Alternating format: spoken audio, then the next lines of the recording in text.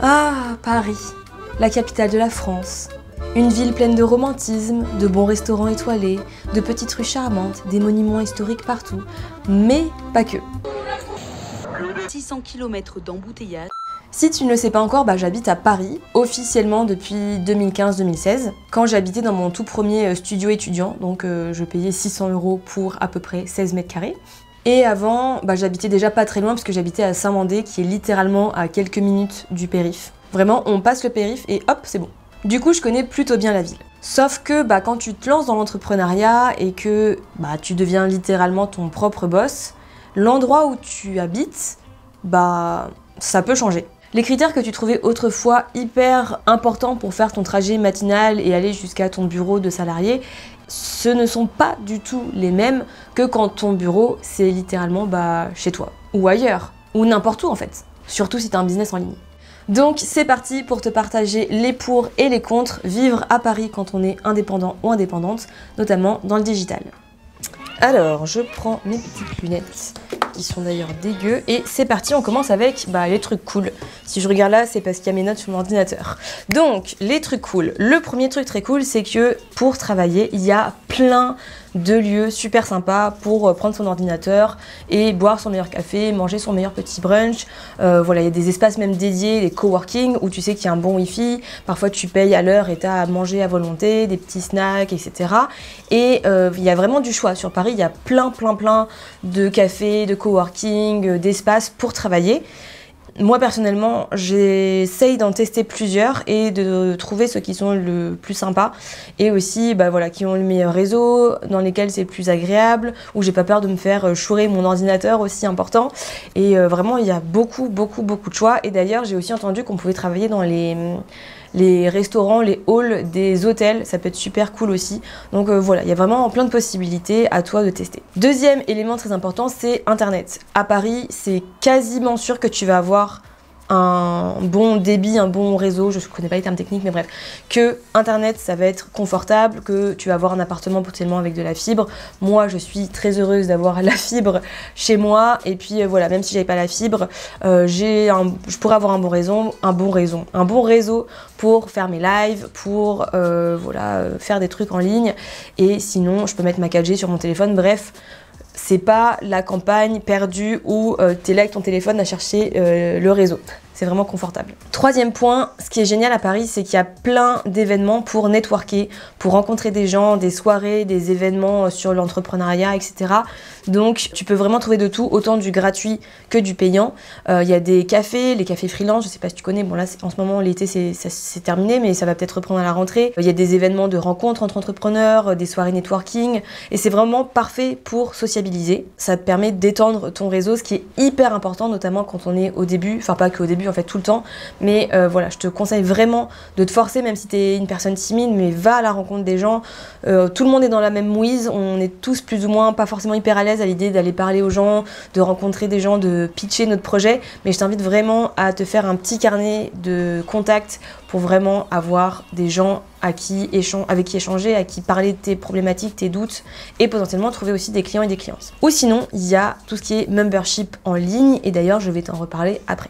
Sinon, sur Paris, ce qui est génial, c'est qu'il y a beaucoup d'inspiration, il y a beaucoup d'expositions, de musées, de choses comme ça pour s'inspirer, même le paysage, vraiment, tout est super inspirant, l'architecture, même les gens, les endroits, le lifestyle un petit peu à la parisienne, ça peut être hyper inspirant pour toi, notamment si tu es dans un milieu un petit peu créatif ou que, en tout cas, l'environnement t'inspire beaucoup. Parlons maintenant des transports. Alors là, c'est un point qui peut être autant dans le négatif que dans le positif, mais en soi, habiter à Paris, ça peut être super quand même pour avoir un endroit qui est assez central et où il y a beaucoup de transports, autant des métros, des bus, des tramways, et si on veut aller en dehors, il y a plein de trains puisqu'il y a plein de gares, et en général, tout part de Paris, enfin voilà, c'est la capitale tout simplement.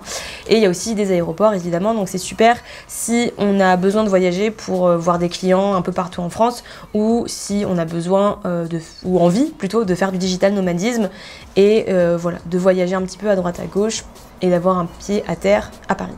Et du coup, ce qui est lié un petit peu au transport et plutôt à la localisation, c'est qu'il me semble que par rapport à la CFE, si on a une entreprise à Paris, le pourcentage est moins élevé. Moi d'ailleurs, il me semble que j'ai toujours été exonérée de CFE, ou je suis passée en société avant, mais enfin bref, c'est hyper intéressant aussi par rapport à ça. Je t'invite à te renseigner en fonction aussi de si t'es pas encore lancé, de là où tu habites, les pourcentages, les taux ne seront pas les mêmes, donc voilà, ça peut être intéressant de regarder. Après évidemment, ne déménage pas à Paris pour la CFE, mais c'est quand même un point intéressant. Et du coup, avant de passer aux inconvénients d'habiter à Paris, et oh là là, mon Dieu, qu'est-ce qu'il y en a, je voulais te parler de ma newsletter. Si toi aussi tu es à ton compte et que tu veux en savoir plus sur tout ce qui est entrepreneuriat, branding, organisation, tout ce genre de thématiques, eh bien je t'invite vraiment à t'inscrire à ma newsletter. Pourquoi ? Parce que tu vas trouver plein de ressources, plein aussi de contenus exclusifs qui te parlent de ces thématiques et qui vont te permettre d'aller plus loin, de creuser certains sujets, de pouvoir me demander aussi, de me poser des questions pour que je puisse y répondre. Je t'invite vraiment à regarder en barre de description pour accéder à la newsletter ou aux différents ateliers, masterclass que je peux t'offrir. Donc voilà, n'hésite pas à regarder tout ça. Et maintenant que tu as checké du coup ce qu'il y a dans la barre de description ou dans le premier commentaire épinglé et que tu as bien évidemment liké cette vidéo, on passe aux inconvénients d'habiter à Paris quand on est indépendant ou indépendante. On va commencer avec le premier gros, méga, immense, giga problème d'habiter à Paris. C'est tout simplement le coût de la vie. Habiter à Paris, c'est cher. Genre, vraiment. Autant, par exemple, le loyer, comme je te le disais, quand j'étais étudiante, je payais 600 € pour 16 mètres carrés, ce qui est sûrement aberrant pour plein d'autres villes en France. Et voilà, c'est difficile de trouver des appartements. Je te raconte même pas trouver des appartements quand on est micro-entrepreneur, micro-entrepreneuse pour faire un dossier. Après, personnellement, moi, je vais pas trop me plaindre parce que du coup, j'ai eu la chance, entre très gros guillemets, de pouvoir acheter l'appartement dans lequel je suis. Et donc, j'ai un loyer entre guillemets, enfin un crédit immobilier plutôt à rembourser qui n'est pas très élevé par rapport au marché, mais après voilà, c'est un appartement que j'ai beaucoup rénové. Peut-être que tu me connais, que tu me suis depuis l'époque où j'avais fait des vidéos rénovation de mon appart et tout, mais voilà, du coup ça c'est quand même un point hyper important. Et au-delà de l'appartement, il y a tout le reste du coût de la vie, hein, évidemment l'électricité, les factures, les courses, voilà, vivre à Paris c'est un coût aussi, c'est pas le même prix que habiter dans des plus petites villes où on va directement chez les agriculteurs ou autres, ou des petits magasins ou des grands supermarchés pas chers. Les restaurants aussi, c'est super cher à Paris, il faut se le dire. Et quand t'as moins de 26 ans, c'est la fin. T'as plus le droit à rien, t'as plus le droit aux réductions sur les musées, sur les cinémas, sur les expos, tout ce que tu veux, c'est fini. Et puis autre chose, en coût, c'est lié au transport du coup, c'est le pass Navigo. Parce que pour se déplacer dans Paris, pour accéder au bus, métro, tramway, tout ce dont je te parlais avant, il faut payer soit au ticket, mais bon c'est quand même presque 2 € le ticket de métro maintenant, soit prendre un pass Navigo qui te permet de circuler pendant tout le mois librement, sauf que ça reste 84 € par mois. Donc autant te dire que ça reste un budget, il faut les avoir, il faut les sortir. Et voilà, l'avantage c'est que, encore une fois, je vais pas me plaindre puisque étant en société, je peux faire passer ce frais-là en frais de société. Et sinon, deuxième inconvénient d'habiter à Paris, c'est tout simplement qu'il y a beaucoup trop de monde.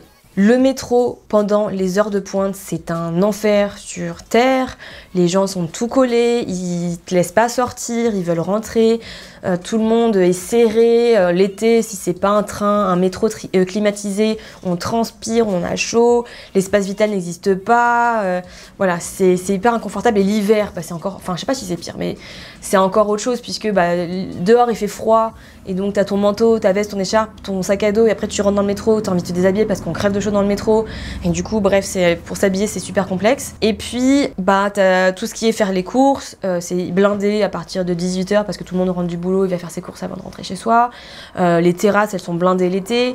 Bref, tout ça, ça fait qu'il y a beaucoup de bruit, il y a beaucoup d'agitation à Paris et donc c'est pas forcément hyper confortable d'y vivre si on aime le calme, si on est angoissé par les transports, par le bruit, par le brouhaha.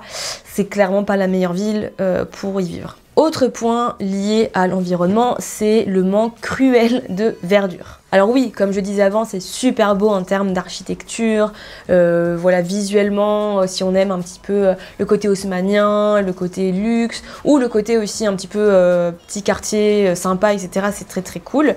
mais en termes de verdure, en termes de promener son chien dans un bois, etc., il faut aller soit au bois de Boulogne, soit au bois de Vincennes, donc il n'y a pas 50 millions d'options. Voilà, il faut connaître les quelques spots, ou les buttes Chaumont, ouais, les buttes Chaumont, tout ça, mais bref. Donc ça reste assez limité, et puis voilà, sinon les arbres, il y en a de temps en temps, mais c'est vraiment pas très verdoyant si on aime la nature. Autre point important, notamment côté business cette fois-ci, donc comme je disais, c'est super pour networker, mais si on a un business où on n'est pas que en ligne, l'inconvénient d'habiter à Paris, c'est qu'il y a beaucoup de concurrence. Voilà, si toi t'es, je sais pas, graphiste et que tu fais pas forcément que du digital, mais que tu vas aussi chez le client ou voilà, que tu veux un petit peu contacter les entreprises directement, il y a beaucoup de concurrence à Paris, ce qui fait aussi que, alors d'un côté, oui, les prix sont plus élevés que si tu avais un CDI à Poitiers. Tu peux avoir un plus gros salaire, mais en termes d'entrepreneuriat, ça fait aussi qu'il y a beaucoup de concurrence et donc les prix peuvent être très très aléatoires.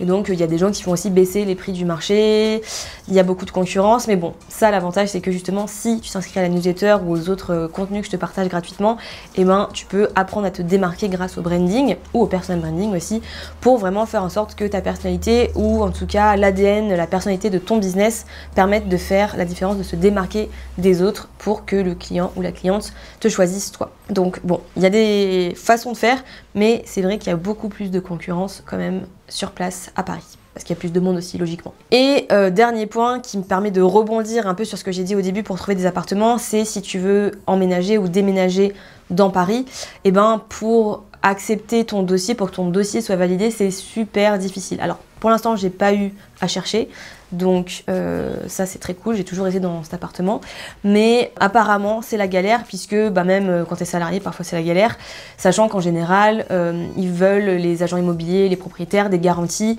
et donc ils demandent à ce que tu gagnes 2 à 3 fois le prix du loyer en salaire, et ils privilégieront toujours un salarié versus un entrepreneur indépendant, freelance, etc.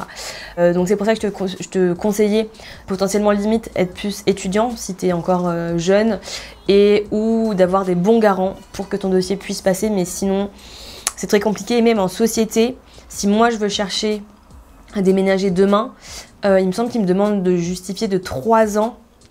Ça c'est peut-être pour acheter 3 ans de fiche de paye, salaire, rémunération pour voir si je suis assez stable financièrement pour acheter, pour louer et pour acheter aussi du coup. En soi, si tu veux acheter, c'est la même galère. Les banques ne font pas forcément hyper confiance à des freelances, des indépendants s'ils n'ont pas beaucoup de recul et s'ils n'ont pas la garantie que tu es stable en termes de rentrée d'argent, ce qui est hyper galère puisque justement le fait d'être entrepreneur, c'est que souvent, sauf si on a un business model assez stable, parfois on a des prestats et on a un gros chiffre, parfois on a un plus petit chiffre, bref, ça varie. Mais donc je t'invite vraiment à, si tu le peux, essayer de te rémunérer en tout cas de façon assez régulière, avec une rémunération assez importante, en tout cas qui peut, si tu cherches à déménager, avoir une preuve de ta stabilité financière, on va dire. Moi, sinon, ce que j'avais fait pour acheter, c'est que j'ai été en CDI avant. Donc je savais que j'allais mettre en freelance à côté, mais le fait d'être en CDI depuis plusieurs mois, c'est ce qui m'a aidé à acheter l'appartement et à faire un dossier stable.